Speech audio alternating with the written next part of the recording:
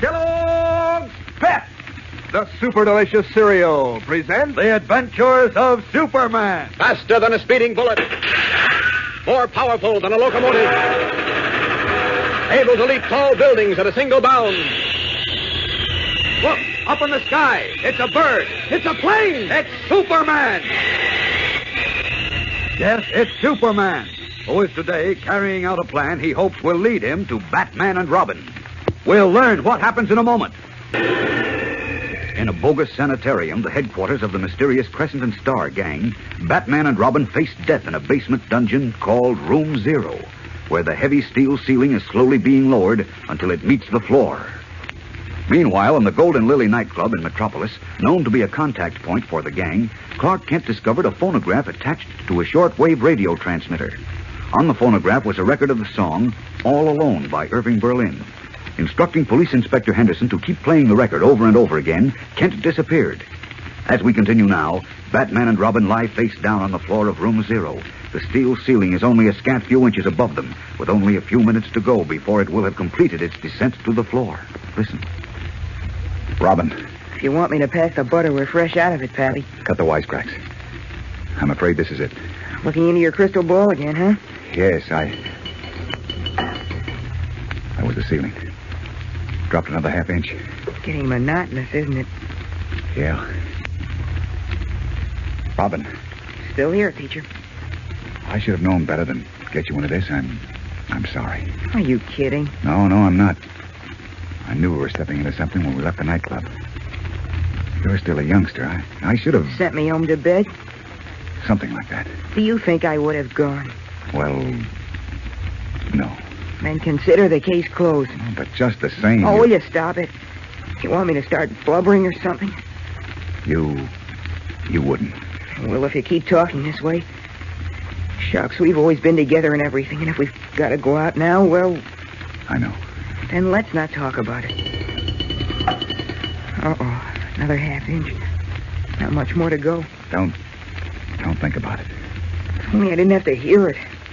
The least these high-class goons could do is fix the darn thing so it wouldn't make such a racket. Yes, they might have furnished us with the last meal.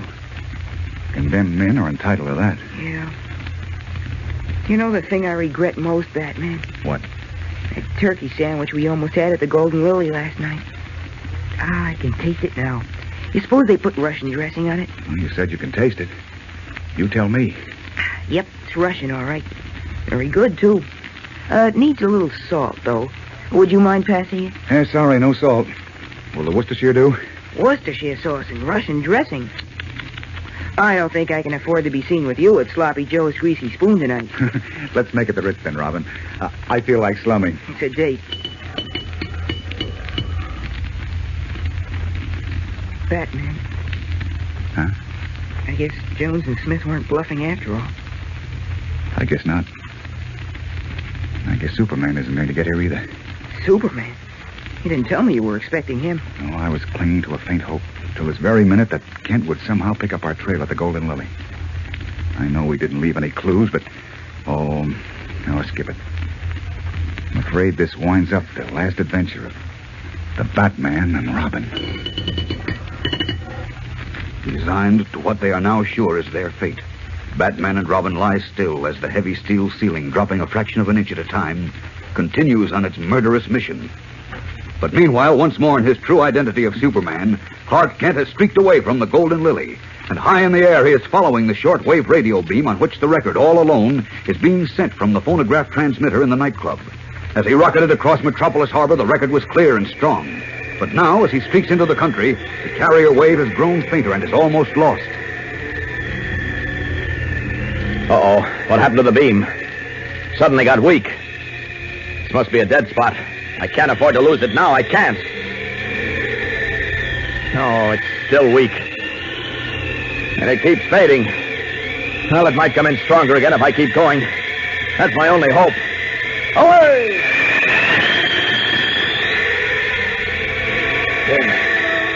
There, it's better now.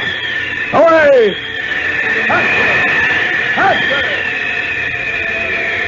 Like a great red and blue arrow, Superman streaks above the wooded countryside, his cape streaming in the mighty rush of wind.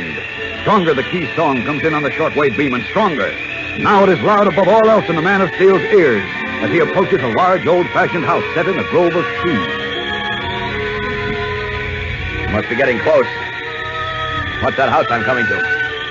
No, Soap. That's the sanitarium. Oh, wait. There's a huge aerial on the roof. Yes, and what are those men in the house rushing from room to room, packing suitcases? What's going on down there? Great Scott, that room in the basement. Batman and Robin. Down to them. Down! Like a meteor plummeting through space, Superman crashes down through the bogus sanitarium to the heavy oaken door outside room 0. One wrench and the great door is torn with heavy blows. Then, seizing the edge of the steel ceiling, which even now is beginning to press fatally upon Batman and Robin, the Man of Steel raises it with one hand. There. All right, come on, Batman, Robin. Crawl out while I hold this ceiling up. That's it. Now hurry outside the door of the room so I can let it drop. Christopher Columbus. Look, Batman, it's... Oh, the Marines have landed. Oh, I was beginning to think you missed the boat, Superman. Well, I almost did. What are you fellas trying to do? Cheat a tailor out of a pressing bill? Oh, we were about to discover how it feels to be a pancake. Uh-oh, get behind me. Here comes trouble. Greetings, gentlemen. I'll take those guns, please. Take some for me, Superman. The guy with the fat mouth. He's mine. Look out behind you, Robin. Okay, I've got him. And I've got this one. Here's where the ceiling falls on you. Nice going, Robin. Uh-oh, hit the floor. Batman's throwing a bead on you. Don't shoot. Joe, I shed bullets like a duck sheds water. Give me that gun. Okay. Looks like the show's over, boys. 1 up and 10 down. I don't see any more in the house. Well, I think that's the work, Superman. Did we get Jones? What? I didn't spot him. He must be in the pile somewhere. Turn Smithy loose, will you, Superman? I've got a little something I've been saving up for him. No, I have enough. I give up. I cannot fight Superman. But you can fight me, you big gorilla. I'm gonna knock Relax, Robin. There's something more important here. I can't find Jones. Who's Jones? Their number 1 man. Smith here is number 2. Where is he, Smith? He said to meet him in the conference room. Well, that's right over here. Come on. Nobody in the conference room. You're right. It's empty. Where is he, Smith? I don't know. He said he'd be here. And we were going to leave as soon as soon as Batman and I were finished, huh? Never mind that. If Jones isn't one of the men on the floor in the next room... He isn't. Well, then he got away. There's nobody else in this house. Uh-oh. But Mr. Smith here, who you say is the number 2 man of the gang, ought to serve our purpose. Now, look, fella. Talk straight and talk fast. Where are the 2 pieces of kryptonite? The what? Don't look so innocent. You know what we mean. I don't know what you're talking Now, about. look here, Just a minute, Smith. Batman. He may be telling the truth.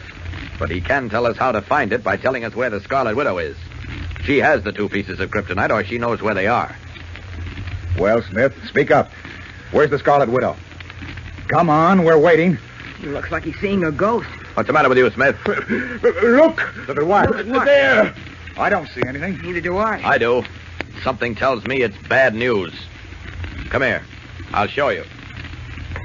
Puzzled, Batman and Robin follow Superman and Smith, who walk straight to the blazing fireplace. What has happened now? We'll return in a moment to find out. But first, here again is your announcer. Say, you fellows and girls know what a kick you get out of meeting up with one of your friends unexpectedly. Well, you get the same sort of thrill when Mom opens a new package of Kellogg's Pep. First off, you're glad to have more of that super delicious whole wheat flake cereal to eat. And when you get one of those swell comic buttons in the Pep package, you're meeting up with an old funny sheet friend. Yes, every single one of these comic strip characters is someone that you've known in the funny papers, like Moon Mullins, for instance, with his big black cigar and his eyes a-popping, or a curly-headed Orphan Annie in a bright red dress, or Superman himself, looking just as strong and just as handsome as he does in the comic strips, because these pictures are done up in full, bright colors, so your favorite characters look just as natural as can be. The buttons look mighty slick, too, when you wear them pinned on your jacket or your dress or cap. So how's about asking Mom right now to get you some more Kellogg's Pep? That's how easy it is to get these comic buttons. You don't send in any money, not even a box stop. You just look inside the Pep package for your prize, a gleaming comic button or a military insignia or warplane button. That's P-E-P, Pep, made by Kellogg's of Battle Creek. Now, back to the adventures of Superman. In the conference room of the Crescent and Star gang, Superman and Mr. Smith, the number 2 man of the gang, have led Batman and Robin to the fireplace in which a huge log burns. One of the large stones alongside the fireplace seems slightly out of place. Bending swiftly, Superman touches it and it slides aside, revealing a deep vault. Well, what do you know? A vault. Right, Robin. This is what you were looking at, weren't you, Smith? Yes. I saw it had been opened and... Yes, look. Everything has been removed. The files and the money. I was afraid of that. Mr. Jones acted very strangely when I spoke to him half an hour ago. He must have taken the files and money and escaped. Never mind the money. What about the files? What were they? The records we kept of the location of everyone who might be of value to us. Was the Scarlet Widow in those files? Yes, of course. Don't you know where she is? Oh, there were thousands of names in our files. How could I remember everyone? Uh-oh. Well, where do we go from here, Superman? I don't know. It looks like we've reached the dead end of a one-way street. Helplessly, Superman, Batman, and Robin stare at the empty vault of the Crescent and Star gang. What can they do now with the only clue to the Scarlet Widow and the 2 stolen pieces of kryptonite in the hands of the cunning Mr. Jones, who has disappeared? Have all their efforts been in vain? And will the possessors of the kryptonite do what Superman most fears? Create another human atomic monster? Or something even more terrible? Fellows and girls, there's danger, excitement, and mystery directly ahead for Superman and his 2 friends, Batman and Robin. So don't fail to be with them tomorrow when they take up the trail of the Scarlet Widow and Mr. Jones. Tune in, same time, same station, for the adventures of Superman. Yes, it's Superman. And today the trail of the Scarlet Widow is apparently lost with the disappearance of Mr. Jones. In a moment, we'll learn what the Man of Steel plans to do next.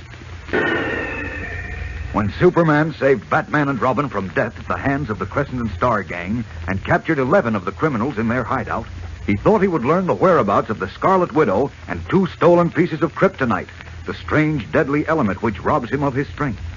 But Superman was doomed to disappointment because the mysterious leader who calls himself Mr. Jones had escaped with all of the gang's files. As we continue, it is a short time later. Batman and Robin are searching for Mr. Jones, while Superman, who had summoned Inspector Henderson to the scene and then disappeared, has reappeared at Metropolis Police Headquarters in his guise of Clark Kent. Deeply worried, he is in Henderson's office where the inspector is trying to reassure him. Listen. Oh, stop worrying, Kent. Everything's under control. Are you kidding, Inspector? Not at all. Thanks to Superman, Batman, and Robin, and you too, we've broken up one of the most vicious gangs of international spies and crooks in the history of crime. But the biggest prize of all escaped us. If you mean the head man. That's exactly whom I mean. The man they call Mr. Jones. He got away with the gang's files, which show the whereabouts of the Scarlet Widow. And only the widow knows where the 2 pieces of kryptonite are. We'll get Jones, and his files, too. You hope. We will. We got a good description of him. Well, you've had a good description of the Scarlet Widow for months, but you haven't been able to find her. Okay, don't rub it in. I'm not trying to, but we're in a terrible spot, Inspector. One day or even 1 hour may mean the difference between life and death to all of us. What do you mean? I mean the kryptonite. Whoever has it knows now what amazing power it has. He knows that it not only robs Superman of his strength, but that it gave the Atom Man his deadly atomic power. Why, at this moment, someone may be creating another human monster or something even more horrible. I know, but what else can we do? I've put out a 9-state alarm for Jones, and the police all over the world are hunting for the Scarlet Widow. I suggest we have another talk with Smith. With whom? The bird who calls himself Smith. You know, the number 2 man of the Crescent and Star mob. Mm-hmm. I have an idea he knows more than he told us. Well, you won't get anything out of him. He's a tough nut. Now, we'll see. Come on, Inspector, take me to him. I've got a little hunch that might just work out. Okay, Kent. I'll never argue with your hunches again. Not after this morning when you called the turn on the phonograph in the Golden Lily. This way, through the file room.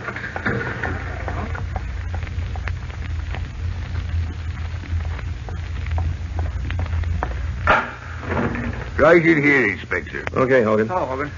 Here's your cell, Kent. We want to have a little talk with you, Smith. I'm not talking. Not even about your dear friend, Mr. Jones? That dirty... No, I'm not talking about him either. Well, it was nice of him to turn on the shortwave receiver so the beam could be traced to your hideout, wasn't it? I'll pay him back for that when I get my hands on its skinny Forget it, neck. Carl. When you leave here, it'll be to make a one-way trip to the death house. Oh, you haven't got me there yet. We've got enough on you to send you to the chair a dozen times. Best lawyer in the business couldn't save you. Even if you had the money to hire him, which you haven't. Oh, Mr. Jones didn't pass up a nickel of the fortune you had in that vault. Ah, the double-crossing rat! If I could only get my hands on him. He's afraid of fresh air. I'd let plenty of fresh air into him. Well, fortunately for Mr. Jones, you can't do anything of the kind. But if you'll help us find him, you'll have the satisfaction of knowing he'll pay for his crimes, too. What do you say, Smith? Now, here's your chance to square things with your double-crossing pal. Just a moment. Look, Smith, when you learned that Mr. Jones had run out and left you holding the bag, you said you should have suspected it because he had been acting suspiciously. Yes, the dirty... What did he do? He laughed. What? He laughed. Only twice before in all the years I've known him did I ever hear him laugh. And each time it was just before completing a big deal. Well, that helps us a lot, too. Come on. No, Ken. wait, Inspector. What were you talking about at the time, Smith? When Jones laughed. Yeah, it was, let me see. Oh, yes. He asked me if we had a file on the Scarlet Widow in the vault, and I said naturally we did. It was then that he laughed. Ah, so that's it. Jones must have thought of the Just a kryptonite. minute, Ken. When Sidney contacted you that time, did you tell him where the Scarlet Widow was? Yes, until his death, Sidney was our leader. Oh, he was, huh? What did you tell Sidney? Where the widow was. Where is she? I don't remember. You've got to remember. Try, man, try. Now, how can I? We had thousands of files showing the locations of all people who might be valuable to us. I think you do remember, Smith. I don't. How could I remember one file in all those thousands? Perhaps because you consulted it recently, and because your curiosity was aroused when Sidney, your leader, wanted the information. No, I don't remember. Now, you see, I'm trying to cooperate with you, Inspector. Release me, and I'll do my best to lead you to Mr. Jones. Are you kidding? Look, mister, get this through your head. When you leave this cell, it'll only be to go upstairs to court. And your next stop will be the death house. And that's as true as the Lord made little green apples. Mr. Jones will enjoy reading about your execution. I can see him now, sitting in some stuffy room, spraying his throat and laughing at you. No, can't be like that. Won't have it. Then tell us where the Scarlet Widow is, and we'll have your pal Jones in this next cell before you can say Jack Robbins. Oh, that I'd like. Seeing him here, huddled in his shawl, close to me. Then tell us where the widow is. Now, I can't promise, of course, but it might go easier with you in court if you do. You think it will? You think the judge will spare my life? There's a chance. Oh, if I can only live to see him die. All right. I'll tell you. Good. Where's the widow? She's hiding out in a book and gift shop on Winston Road. It's owned by one of her gang. A woman named Gertrude Meadow. Now we're getting someplace. Let us out of here, Hogan. Okay, Inspector. Come on, Kent. Right with you. Your hunch was right again, Kent. Now, keep your fingers crossed. I hope we're in time to grab the widow and Mr. Jones. Hurriedly, Inspector Henderson and Clark Kent leave the cell block at police headquarters, following their first really important lead. What will they uncover at the book and gift shop? We'll return in a moment to find out. Directed to the Scarlet Widow's hideout by Mr. Smith, Inspector Henderson, Clark Kent, and a squad of police officers sped to a small book and gift shop on Winston Road in a fashionable residential section of Metropolis. Finding the front door locked and bolted, Henderson led the way to the rear door in an alley. Stationing his men on either side of the door, he demanded admission. All right, in there, open up. We've got the place surrounded. You're wasting time, Inspector. Back, Kent. Open the door and walk out with your hands up or we'll blast you I out. tell you, you're wasting precious time. There's nothing dangerous in there. Stop telling me how to run my job. We've got to get in there in a hurry. Mind your own business, Kent. Oh, This is your last chance. Are you coming out or do we come in and get you? please, Inspector. Shut up. Okay, boys. Break the door down. Come on, hold. Yeah, that does it. In we go, boys. If they want trouble, let them have it. Careful now. Hey, what's this? Who's this guy on the floor? His name is Sniggers, and he's been shot. Oh, I can see that. Oh, good. Kent, wasn't he the Scarlet Widow's man Friday? Yes, he used... Uh-oh, come here, Inspector. Holy cats.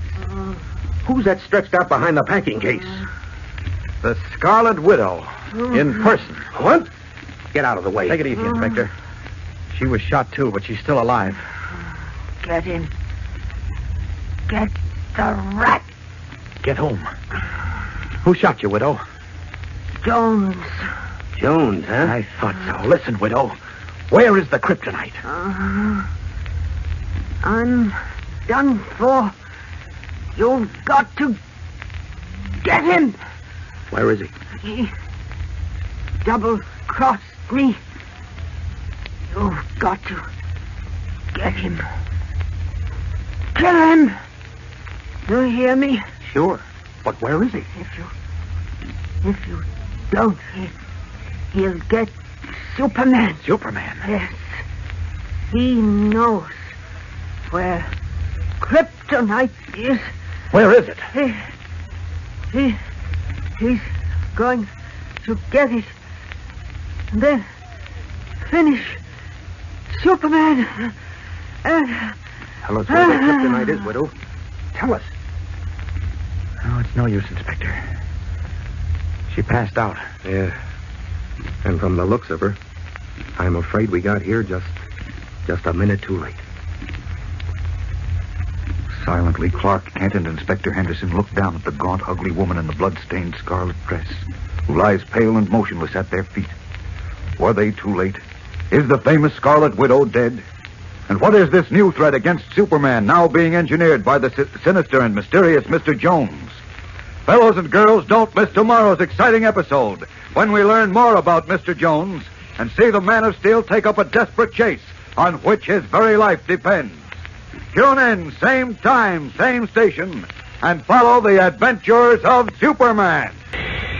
Yes, it's Superman, who, as Clark Kent, experiences one of the most shocking surprises of his life in today's exciting episode. In just a moment, we'll return to our story. In the back of a book and gift shop, Superman, in his guise of Clark Kent, and Police Inspector Henderson found the person they had been seeking for months. The gaunt, ugly woman known as the Scarlet Widow, who had stolen the original piece of kryptonite from the Metropolis Museum. The widow was mortally wounded, but she managed to tell them that Mr. Jones, the mysterious leader of the Crescent and Star gang, had shot her, and that he had boasted he would finish Superman. But before she... excuse me. But before she could tell them where the two missing pieces of kryptonite were, the deadly element which robs Superman of his strength, she lost consciousness. Inspector Henderson had her removed to the Metropolis Hospital. And as we continue now in a little anteroom off the hospital corridor, Kent and Henderson leap eagerly to their feet as Dr. Baker, the chief surgeon, enters. Listen. What's the verdict, Doctor? I'm afraid it's bad news, Inspector. Frankly, we can't save her. I was afraid of that. Is she conscious, Doctor? Not at the moment, Mr. Kent, but we've given her a transfusion, and it's possible she'll regain consciousness for a short period before the end. Dr. Baker? Coming, nurse. There may be some changes. I'll call you if she's regained consciousness. All right. Thanks, Doctor. What a tough break, Kent. Yeah. She'd only held out long enough to tell us where Mr. Jones went. Well, he went after the two pieces of kryptonite, of course. Well, you don't have to tell me that. But where? Where did he go? I wish I knew. Yes, and I wish I knew what Jones meant when he said he was going to finish Superman. I'm worried, Inspector. You and me both. Inspector, Mr. Kent. Dr. Baker's calling us. Come on. Keep your fingers crossed. Did she come to, Doc? Yes, and she asked for you, Inspector. Good. Oh, fine. This lucid interval won't last long. I'd advise you not to waste any time. Leave it to me. Hello, Widow. Hello, Inspector. I'm glad to see you. You've got to get that rat Jones. You've got to get him, send him to the chair for this. Yeah, sure, but... I'm done for. I know it. Otherwise, I'd take care of him myself. So it's up to you to get him. I will, if you'll help me. You said he went after two pieces of kryptonite? Yes. The dirty double-crosser offered me $50,000 to tell him where the stuff was. So I told him. Then he pulled a gun. Oh, he shot Sniggers too, huh? Yes. One bullet finished poor Sniggers. Where's the kryptonite, Widow? Tell us where it is, and we can go after Jones. Yes. Go after him. Get him. Oh, she's losing consciousness. Doctor, I was afraid of this. You've got to do something, Doc. There's nothing I can do. I'm all right. I'm not going. Not until I get it all off my chest. That's it. Keep talking. Jones double-crossed me. Uh-huh. You've got to get him, Inspector. You've got to. I will. Just tell us where he went. Where the kryptonite is. Yes. I'll tell you. I sold one piece to the vulture. The vulture? Yes. Who got the other piece? The laugher. Holy smokes. Where are the vulture and the laugher, Widow? I don't know. Hey, who's he? He's all right, Widow. He's a reporter, Clark Kent. You say you don't know where to find the vulture and the laugher? No. But you'll find them, and you'll get Jones. Uh-huh. Now, look, Widow. Did Jones mention anything? Anything at all about where they might be? No. All he said was he knew where they were. Uh-huh. He was going to get Kryptonite. Yeah? Had a big plan to finish Superman. Did he say what his plan was? He said... Yes, Doc. Doc. You'll have to leave now, Inspector. She's unconscious again. Yeah. Well, come on, Kent. All right. I'll send a report to your office, Inspector. Okay, Doc. Thanks. Thank you. Well, we're no closer to Mr. Jones than we were before, Kent. No, I'm afraid you're right. Oh, if only we had some lead. Wait a minute. What's the matter? I just remembered something. What? At the bookshop. Come on, Inspector. Hurry.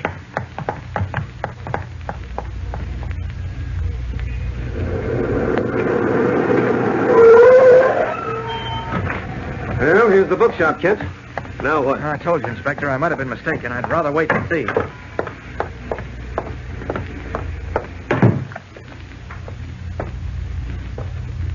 Will you let us in, Riley? Okay. Let's see. Right back here. What was, for Pete's sake? Yes, there it is. Behind this pile of books. See?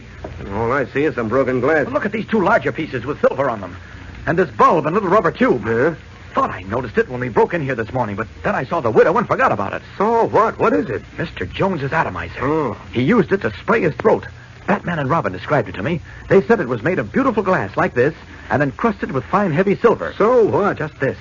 Jones couldn't stand being without his atomizer. He broke this one, so we'll have to get another. That gives us a lead. Oh, yeah? I suppose you mean we cover all the stores and try to catch him coming in to buy another atomizer, huh? No, we don't have to cover all of the stores, just a few top jewelry shops. Huh? Oh, I get it. You mean because this is such a fancy job, Exactly. Apparently, Mr. Jones's taste in atomizers is the best, and I'd say only a few high-class shops like Thayer's or Bartier's carry gadgets like this one. So if we check those shops and learn that one of them sold this particular spray gun... Jones might go back to the same shop for a replacement. Say, you've got a head on you, Kent. I ought to know better than to argue with you by this time. Come on. There's only one thing, though. Jones has a couple of hours start on us, and he might have picked up his new atomizer already. But, even if he did, and we locate the shop, we ought to be able to get a lead to it. And if he didn't, we can lay for him. Right. Let's go. Maybe we're on the trail at last. Leaving the bookshop, Inspector Henderson and Clark Kent take up the trail of the broken atomizer. There's a startling climax coming up in today's episode, which we'll bring you in a moment. Clark Kent and Inspector Henderson have visited 4 of the finest jewelry shops in Metropolis, but so far have failed to find the one which had sold the handsome silver-encrusted atomizer to Mr. Jones. Now, as the afternoon wanes, they are entering the exclusive shop of Thayer & Son on Fifth Avenue. Oh, good afternoon, gentlemen. Can I be of service to you? Well, I hope so. Take a look at these pieces of atomizer and see if you recognize them. Recognize them? Yeah. I want to know if you sold it. Why, yes, we sold this. Oh, you did, huh? Good. Yes, this is one of a pair we imported from Belgium just before the war. It's a particularly fine specimen of Never the mind that. You say this is one of a pair? How about the other one? Oh, I'm terribly sorry. It was sold 2 hours ago. You mean it's gone? Well, no, it's not exactly, but it's promised to a customer. Oh, it is, huh? But I'm... To whom? Well, it isn't the policy of pair and son to discuss their customers' affairs. Take a look at this. Oh, my heavens, the police. Yeah. I'm Inspector Henderson. Now, tell me about that other atomizer. Oh, yes, certainly, Inspector. Well, about 2 hours ago, a gentleman phoned and said his brother had purchased a Louvain atomizer in our shop a year ago. Brother? Just a stall. Go on. Well, he described it as... It was this one? Yes, sir. He wanted to know if we had another one like it, and I told him we had it made. So he asked if we'd hold it for him till 6 o'clock. That he'd send a young lady for it. 6 o'clock, eh? Almost 6 now. Yeah, it's 1 minute of. Yeah, we gotta move fast, Kent. Look, son. Is there someplace we can hide here so that when this party comes in, we can see her, but she can't see us? Well, you may use the office over there if you wish. Good. Come on, Kent. Right. Look, what did this man say his name was? Phillips. Phillips, eh? But if you just wait in here. Thanks. There's a buzzer under the showcase which sounds in here. When the person comes in and asks for the atomizer, I'll ring the buzzer. Good boy. Kent, that trail's getting warm. I'd say red hot, Inspector. What the... Now, take it easy. Just the big clock behind you. Guess I'm getting jumpy. You said 6 o'clock. Mm-hmm. And that's just what it is. Now, there's the buzzer. The dame's here for the atomizer. Yes. What? Great Scott! Wait, Kent. Don't go out there. Now. Just cracking the door a little so you can see.